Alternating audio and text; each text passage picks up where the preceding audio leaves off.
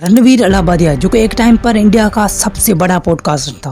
उनके average views 1 million से 10 million तक आते थे, लेकिन आज उनके चैनल पर 1 लाख व्यूज़ भी क्रॉस नहीं कर पाते। एक टाइप से आप कह सकते हो कि उनका चैनल ऑलमोस्ट डेड हो गया है। और वहीं दूसरी तरफ राज शमानी है, जिन्होंने कुछ लास्ट महीनों में ही रणवीर अलाहाबादिया को क्रॉस कर लिया है और इनके एवरेज व्यूज़ रणवीर अलाहाबादिया से काफ़ी बेहतर हैं। अब बियर बाइसेप्स की व्यूज़ की प्रॉब्लम नहीं है, उनके पास गेस्ट भी नहीं आ रही। अब आप आमिर खान का एग्जाम्पल ले सकते हो। जब भी किसी बॉलीवुड सेलिब्रिटी को मूवी प्रमोट करनी होती थी तो पहले रणवीर अलाहाबादिया के पास आता था, लेकिन अब वो राज शमानी के पास जा रही है। लेकिन आखिर इसकी वजह क्या है?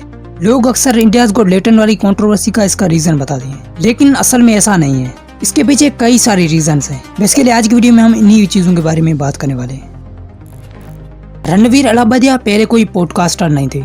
बेसिकली रणवीर अलाहाबादिया अपने दूसरे चैनल बियर बाइसेप्स पर फिटनेस वीडियोस बनाती थी और 2017-18 में ये फिटनेस वीडियोस काफ़ी चला करती थी, लेकिन लिमिटेड कंटेंट और व्यूज़ की वजह से इन्होंने अपना कंटेंट चेंज कर दिया और ये फ्लर्टिंग टिप्स देने लगी और इन्हीं वीडियोस में ये भर भर कर गालियाँ देते थे। नहीं जानना है मैन्युफैक्चरिंग के बारे में।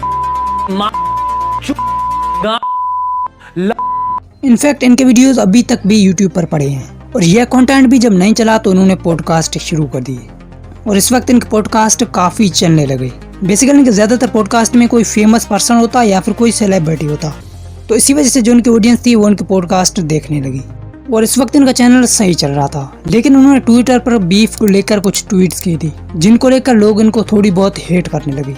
इसके बाद इनके पॉडकास्ट पर कुछ अजीब ही गेस्ट आने लगे, कोई तांत्रिक काला जादू करने वाला या कोई फेक बाबाजी आने लगी। बेसिकली जो घोस्ट तांत्रिक या काला जादू वाली वीडियोस पर बहुत ज़्यादा व्यूज़ आते हैं और रणवीर अलाहाबादिया ने भी व्यूज़ के लिए इनको अपने पॉडकास्ट पर बुलाया, जहाँ पर ये मिस इन्फॉर्मेशन और इलॉजिकल बातें करते थे और इसी चीज़ को लेकर इनकी ऑडियंस ने इन पर सवाल उठाए और लोग कह रहे थे कि यह सिर्फ व्यूज़ के लिए करते हैं और इनमें से काफ़ी पॉडकास्ट पेड पॉडकास्ट होते हैं।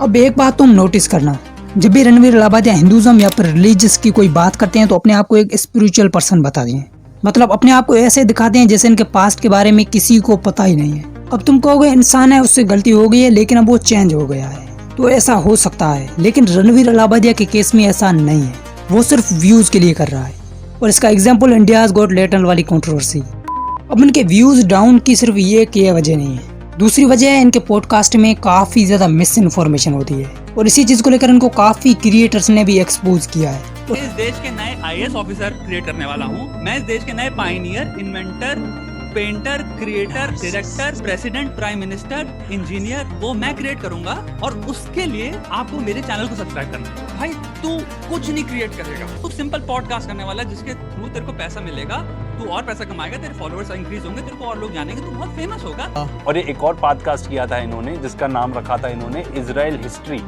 इसमें और भी ज्यादा इन्होंने बकवास पे लिया और ज्यादातर जो इनको तांत्रिक और काला जादू वाले पॉडकास्ट होते हैं उनमें तो भर भर के मिस इन्फॉर्मेशन फैलाई जाती है। और तीसरी वजह भी यही है, वो अपने पॉडकास्ट में ऐसे गेस्ट लाते हैं जो ऑडियंस को पसंद भी नहीं है, जिसे ऑडियंस देखना भी नहीं चाहती। बेसिकली इनके ज्यादातर गेस्ट तांत्रिक वाले या फिर फेक बाबाजी होती हैं, जिनके साथ ये पेड पॉडकास्ट करते हैं, जो ऑब्वियसली उनकी ऑडियंस को नहीं पसंद। और भाई आज 2025 में भी यह वही कर रही है, इनकी लास्ट वीडियो भी वही है और इनको लगता है कि पहले की तरह अब भी यही वीडियोस चलेंगे। इससे हमें एक चीज पता चलती है, एक इंसान व्यूज और पैसे के लिए कितना गिर सकता है।